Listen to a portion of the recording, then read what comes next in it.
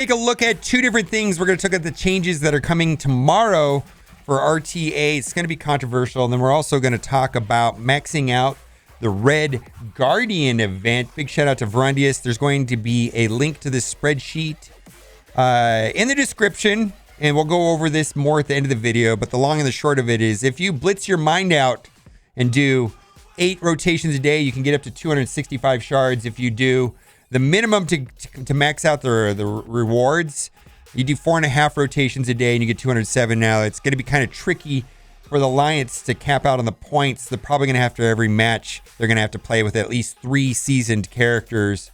So, and this list is subject to change. Check the link. It might be different even by the time that the publication of this video. We'll come back to this in a minute. But let's go to the little bit more controversial post.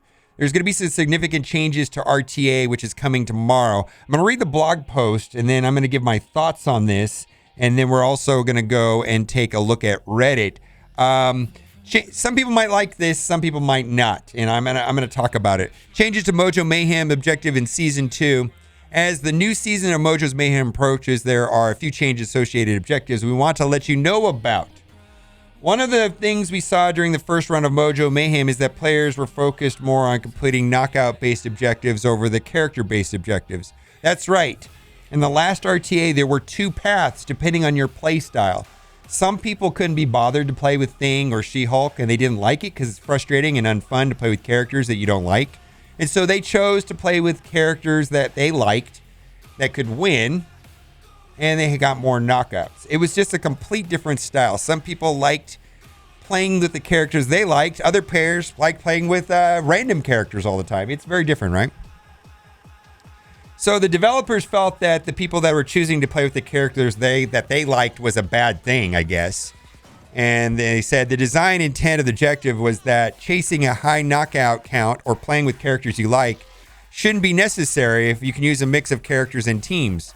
To better align the objectives with this intention, here are the changes you'll see in the next season. So this is, let's just get to it. So they're basically cutting out the knockout part of this. The 225 used to pay 1,700. Now they're going to do 1,350. And then the random roll, and the roll is going to be like protector, support, things like that. Used to pay 150. And now it's going to be boosted to 400.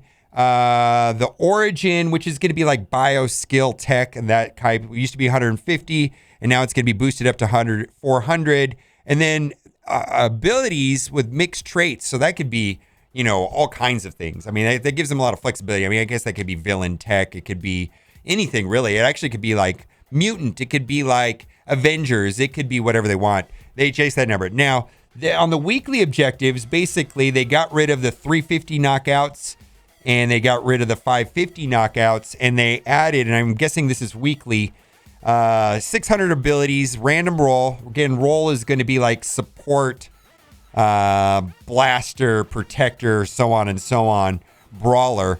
That's going to be a new one.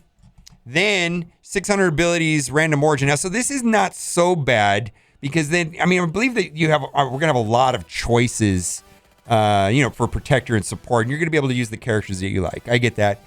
Use 600 abilities, random origin. Now, origin is going to be like bio, skill, mutant, mystic, and that sort. That's going to be changed. Use 600 abilities on that. It'd be 900 tokens.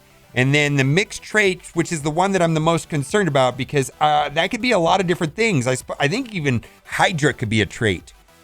And that'll be 900 tokens. So all of this is a relatively new feature. The team will be closely monitoring these changes and may make future refinements to further improve its experience. Please feel free to provide your feedback experience with the changes and your thoughts that are very important to us. So the way that I see this is that in the first version of RTA, there was 2 ways about playing this event.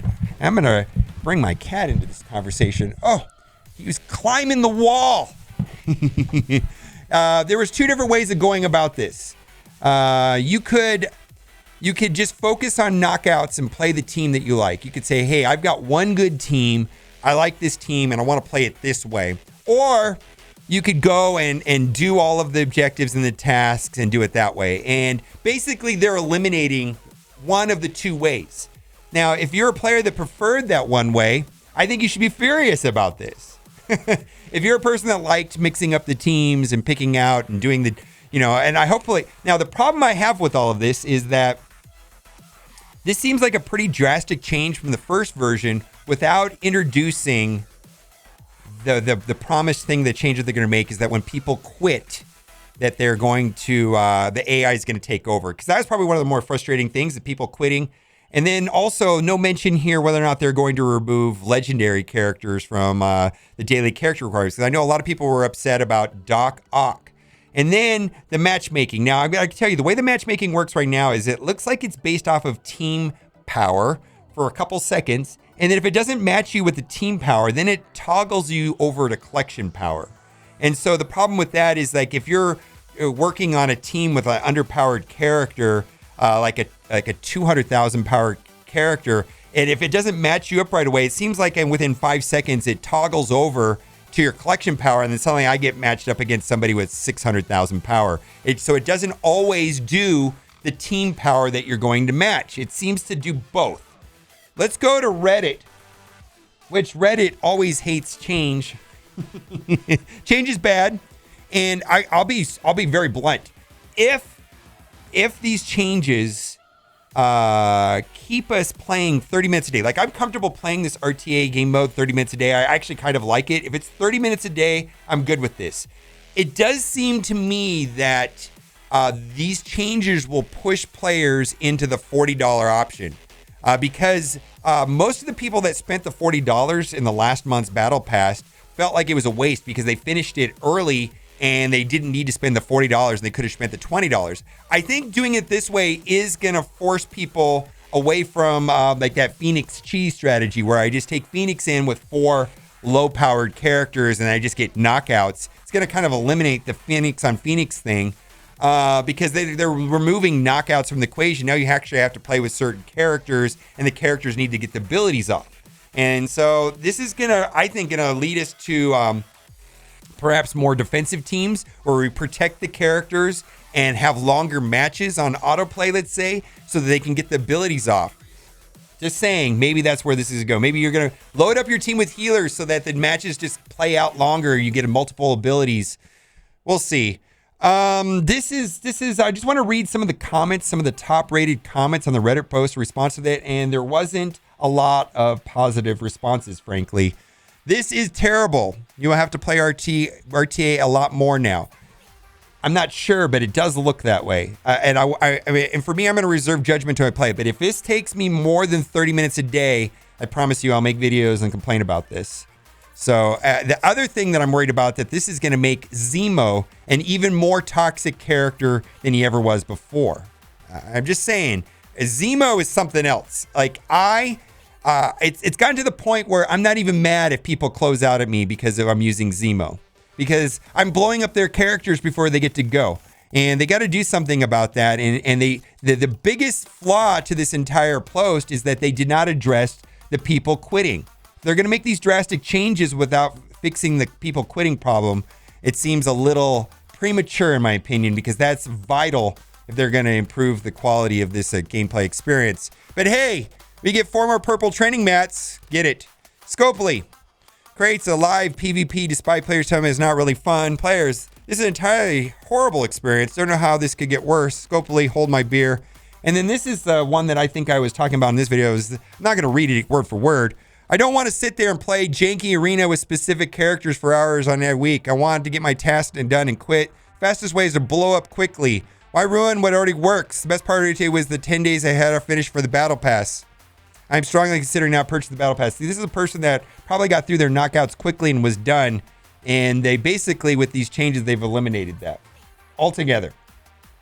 Not sure. Let me know what you think about this in the comment section.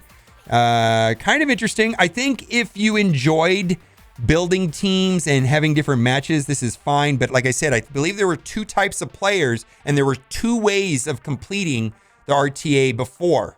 There's 2 ways of completing the RTA before. And now they've eliminated that one way. So if you were one type of player, they pretty much yanked that out and kind of forced it down the other way. And the people that were doing it the other way probably are going to be okay with this. And for me, It's all going to come down to, is this 30 minutes a day or is this more than 30 minutes a day? And then also I want to see what the battle pass rewards are going to be and what the character is going to be. I suspect it's going to be Beast. And as long as there is 15s in there, they did fix last battle pass. We were shorted some pieces and they corrected that in-game mail today, which I thought was pretty good. I don't know if there's anything else to talk about with the Red Guardian event. I think you just blitz your mind out. And as long as your alliance is doing three, their matches and raids with at least 4 characters, 3 or 4 characters that are seasoned, that'll get through the totals there. But it looks like it's a generous amount of orbs that can be obtained without spending money. Let me know what you think in the comment section about the Red Guardian event. It seems better than the Anti-Venom event, Sim Blitz. I know I'm a dirty blitzer now, but the RTA, I don't think people are going to be too happy about this. I'm going to reserve judgment until I play it tomorrow. Come master beta test it with me tomorrow on Twitch. We'll go over whether or not the valuation of the battle pass for this month is worth it. And also if these new changes are in fact fun or if it's time consuming. All right, guys, let me know what you think in the comment section. And as always, thanks for watching and keep on gaming. We're on a roll. Take me on.